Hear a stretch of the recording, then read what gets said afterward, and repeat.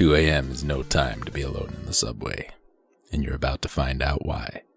They've got clubs, chains, and blades, and it's 3 against 1. But they've picked the wrong one. The streets are a mess, and it's time to do a little street cleaning. They started it. You've got to finish it. We're going to look at Renegade, viewers. Renegade by Taito and Technos, which is kind of the same. Think about it. Released for the NES in 1988. The year of our Lord, 1988. Started out as an arcade game in 1986. Released by Taito. It's a the westernized version of Renegade. Changed all of the sprites, all of the backgrounds, and kind of part of the story. The Japanese arcade game, which was named Hot-Blooded Tough Guy Kunio, was released earlier that same year, 1986. It's the immediate technological predecessor to Double Dragon. You with me? And the game itself, Renegade, is the inaugural game in the Kunio-kun series, which includes Super Dodgeball and River City Ransom. Renegade gave us Double Dragon, River City Ransom, and Super Dodgeball. Renegade was the first game to introduce several trademarks of the beat-em-up genre, including 4-directional control, punch, jump, and kick play action, and enemies which can sustain multiple hits. It is considered to be one of the most influential titles of the video game industry. Unfortunately, the game is horrible. The NES game, oh boy. Well, let's tell you. It was released for the arcades, for the Amiga, for the Amstrad CPC, for the Apple II, for the Atari ST, for the Commodore 64, DOS, the NES, the Master System. It's available on the Virtual Console and was also released on the ZX Spectrum, or ZX Spectrum if you're one of those filthy Europeans. I kid. You guys in Europe are cool. In Renegade, you control a vigilante named Mr. K in the NES version who fights a variety of street gangs on the way to save his girlfriend. Unlike Double Dragon, the playing field is limited to one 2-screen-wide area: a subway platform, a harbor, an alley, a parking lot, and a gang's hideout, and it does not scroll continuously. Out of the 4 stages in the game, the first, second, and third each begin with the player fighting a group made of 2 different types of small fry enemies, one with fewer hit points and a stronger attack, usually armed with a weapon, and one with more hit points but a weaker attack, and the ability to grab the player from behind, making him vulnerable to other enemies' attacks. Oh no. When only 3 underlings remain, in any combination of the 2, their boss will come in from the sidelines and join the fight. When the boss is defeated, any remaining enemies retreat from the bottom of the screen and the stage ends. Second stage, same formula, but begins with a series of enemies riding motorcycles trying to run the player down, and brings in normal enemies once the bikers have been defeated.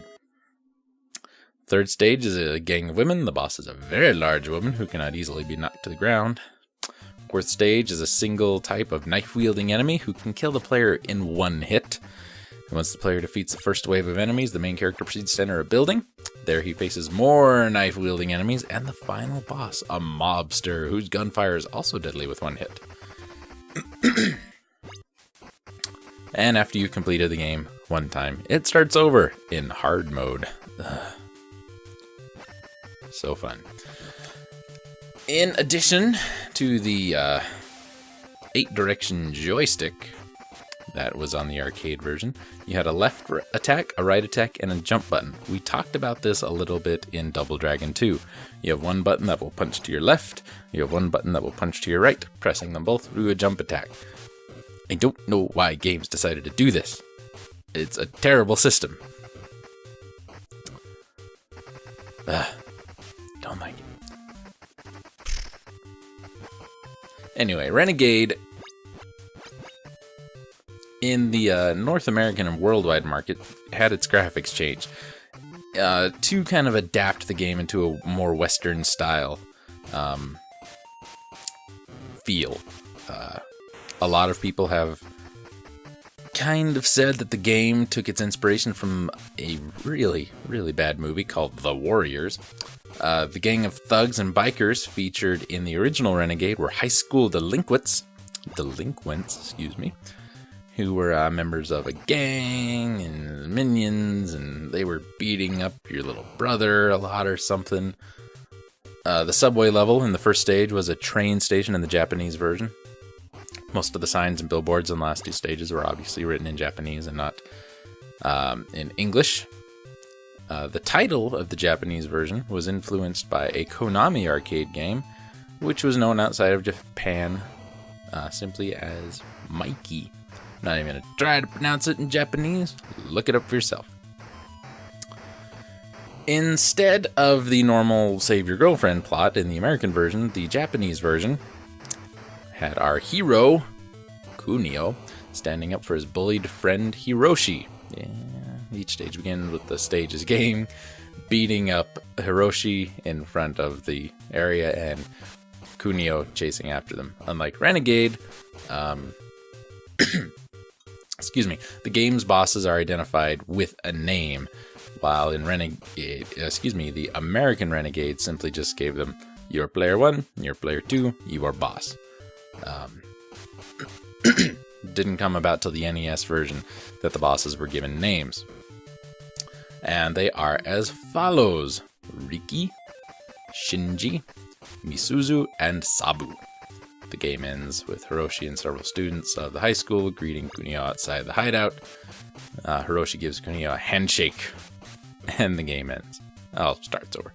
The NES version was developed in-house by Technos, released in 1988 in North America, and very, very different, as we've said. Excuse me. It's... Well, what do we say about Renegade?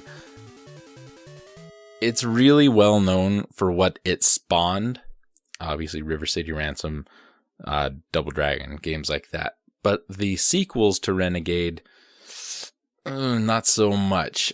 Renegade 2, which is called Target Renegade, and Renegade 3, the final chapter, probably one of the worst games ever, were released for the ZX Spectrum, the Commodore 64, and the Amstrad CPC.